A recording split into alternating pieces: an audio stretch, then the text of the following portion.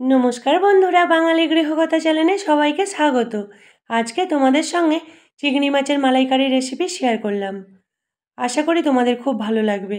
चिंगड़ी माछेर मालाइकारी एकबार एइभावे बानिये देखो, बाड़िर सकले खुशी हये जाबे। चिंगड़ी माछ आमि एखाने 300 ग्राम नियेछि। दुटो चिंगड़ी माछ केटे देखाबो। आमि जेभावे चिंगड़ी माछटा काटी, अनेके खोसा छाड़िये नेय ना, आमि चिंगड़ी माछ एभावे केटे निये खोसा छाड़िये चिंगड़ी माछेर ऊपरेर शिराटा फेले दिई। चिंगड़ी माछेर ऊपरेर शिरा फेले देওয়া भालो। समय थाकले एइभावे केटे रान्ना कराटाई खूब भालो, परिष्कार परिच्छन्नभावे। चिंगड़ी माछेर शिराटा थाकले शरीर खाराप होते पारे। चिंगड़ी माछ खेले अनेकेरই प्रब्लेम हय। এই শিরাটা ফেলে দিলে আশা করি তোমাদের প্রবলেম আর হবে না। চিংড়ি মাছ কাটার আগে একবার ধুয়ে নিয়েছিলাম, কাটার পরেও ভালো করে ধুয়ে 1 চামচ লবণ, 1 চামচ হলুদের গুঁড়ো দেব, ভালো করে মিশিয়ে নেব।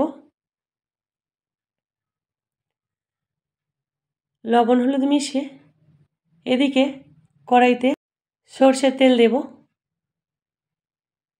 গ্যাসের ফ্লেম হাইতে রেখেই চিংড়ি মাছগুলো ভেজে নেব।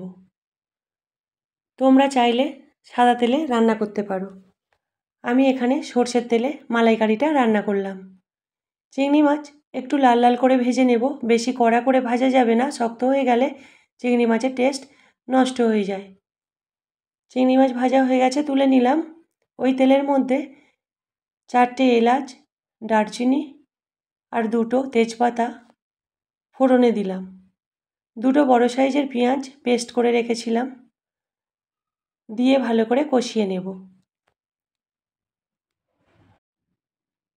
1 চামচ রসুন বাটা দেব। রসুন বাটা দিয়েও কিছুক্ষণ মশলার সাথে কষিয়ে নেব। 1 চামচ আদা বাটা দেব।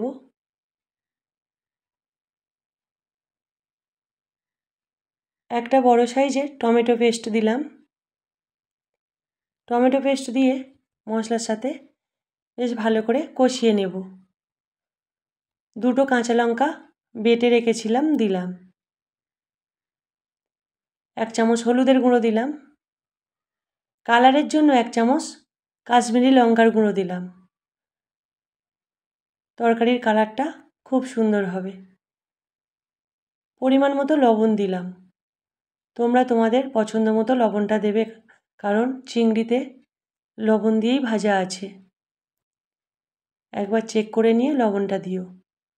ভেজে রাখা চিংড়িগুলো দিয়ে বেশ ভালো করে কষিয়ে নেব। আমি এখানে জল ব্যবহার করব না।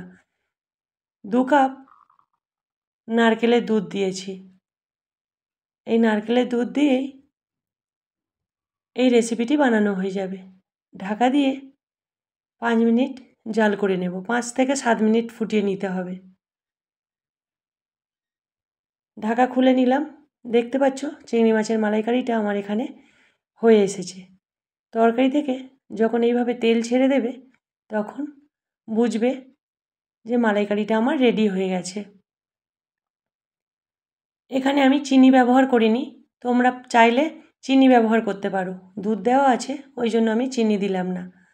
2টো কাঁচা লঙ্কা দিয়ে একটু নাড়িয়ে নেব তরকারিটা খুন্তি দিয়ে। গ্যাসটা অফ করে দিলাম। এবারে পরিবেশনের জন্য রেডি করে নিলাম। আশা করি এই রেসিপিটি তোমাদের খুব ভালো লেগেছে। ভালো লাগলে একটা লাইক করে দিও, কমেন্ট করো, শেয়ার করে দিও। যারা নতুন বন্ধু আছো চ্যানেলটিকে সাবস্ক্রাইব করে দিও। তোমরাও একবার এইভাবে ট্রাই করে দেখো, বাড়ির লোক খুশি হয়ে যাবে।